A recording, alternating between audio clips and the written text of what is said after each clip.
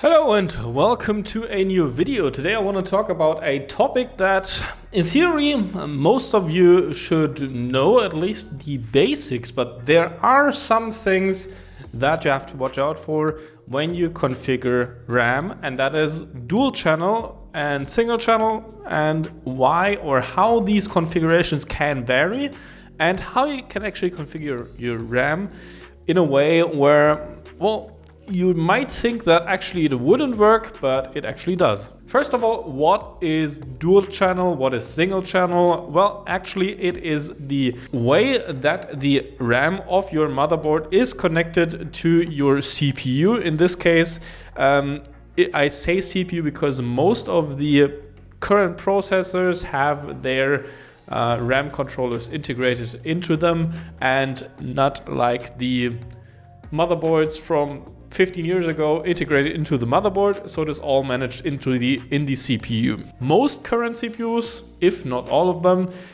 do support dual channel RAM. So that is like all of the AM4, AM5 boards, or Intel socket 1700, 1867.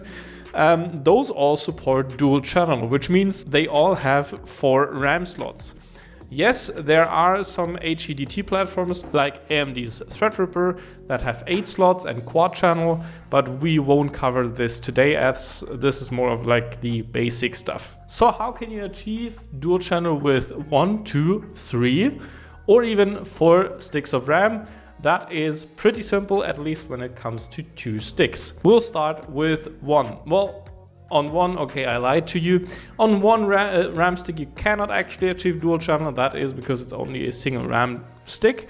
Where do you put that into your motherboard? In a configuration with a single stick, that doesn't really matter. You can put it anywhere, although the primary RAM slots are the ones with A, so in theory A1. What RAM slots are primary and which are secondary, you can find in your motherboard's user's manual. There's everything described on which slot to select for what RAM configuration. If you were using 2 sticks of RAM, then that gets a bit different, because then there's only 2 places where you can put those. First would be slot 1 and 3, or number 2 and 4. The reason behind that is because both RAM sticks have to be on their individual RAM channel so that you can utilize dual channel. The benefit of dual channel is that you actually have double the bandwidth to the CPU, so that can enhance gaming performance. If you're in the CPU limit, it can enhance application performance and so on. So you have a lot of benefits if you are using dual channel and you want to use the correct RAM slots for that. If you would use, for example, the first and the second one, you wouldn't get dual channel because you were using 1 RAM channel to communicate or to utilize all the bandwidth to the CPU, so that wouldn't work. Some things that you can also do with 2 RAM sticks is you can mix and match vendors. So if you have a Corsair module and, for example, a Crucial module, that's not an issue. You can do that, that's not a problem at all. Also, in theory, the specifications and voltages of the modules does not matter. You can mix and match everything, it doesn't matter. But you will be limited to at least the lower of both frequencies and latencies of those modules, because you would be overclocking the other module then, or rather you would be clocking it higher than it would be actually specified. What you cannot do is run 2 different sizes of RAM modules in 2 slots. While you would be able to run them and they may show up as dual channel, you will not be able to get 100% of the time double the bandwidth to the CPU. You might be able to see on some benchmarks that you do, if you do read and write benchmarks, that you would be getting double the read and write. The issue then is that you will not get this 100% and you will have random reads or random writes, where you will just get half the performance, which can lead to stutters and which can lead to other things you don't really want. So if you are using 2 different size RAM sticks or RAM modules, you are better off putting them in the same RAM channel. So channel A or B, that would be 1 and 2 or 3 and 4. For example, on a 16 gig stick and you have another 8 gigabyte stick laying around and you say, well, I need those 24 gigabytes, I can't really afford another stick right now, so you put it in like that so that you have more capacity but at a cost of lower performance. The next thing is 3 modules, and that's where it gets kind of interesting.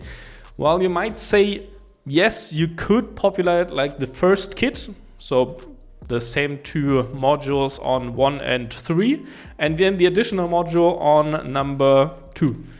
That does not work really, because it also will show that you are running dual channel, but there we have the same problem as with 2 modules with different sizes. So you will not get the full bandwidth 100% of the time. Instead, you have to match the capacity of each RAM channel. So for example, if you were having 2 8 GB modules and 1 16 GB module, you will have to match the channel capacity. So you could run in channel A, you would run 8 and 8 GB, and in channel B, you would run the 16 GB module. And then you would again have dual channel. What does not work is if you, for example, have 3 same size modules. So like if you have 3 8 GB modules, that would not work in dual channel. You would use, in theory, it would be shown as dual channel, but you would have the same issue that we discussed before. If you can do so, or if you don't have any other possibilities, try to match the capacity of the RAM channels as closely as possible so that the chance of achieving higher write and read speeds are higher, but it's not optimal if you do it that way. With 4 modules, of course, with 4 same size modules, you are going to be running dual channel no matter what. No matter how you configure them, of course, that doesn't really matter. Although if you have 2 different kits that have 2 different frequency specifications, you are better off running this one kit on channel 1 or A and one kit running on channel B. So because some CPUs like that better, because they're, for example, some ICs like the memory modules on the RAM sticks are different than, for example, on another kit, and they don't interfere with each other, so that might make it a bit easier for stability. If you are running 2 different sizes of sets, if you're running one 8 GB set or one 8 GB kit and one 16 GB kit, so 2 and 2, the thing you have to do or have to keep in mind is that you have to, again, not use 1, 3 and 2 and 4. So do the population as in the dual channel with 2 modules, but you also, in this case, need to match the capacity in the channels. So channel A, in this case, needs to have 24 gigabytes and channel B also needs to have 24 gigabytes.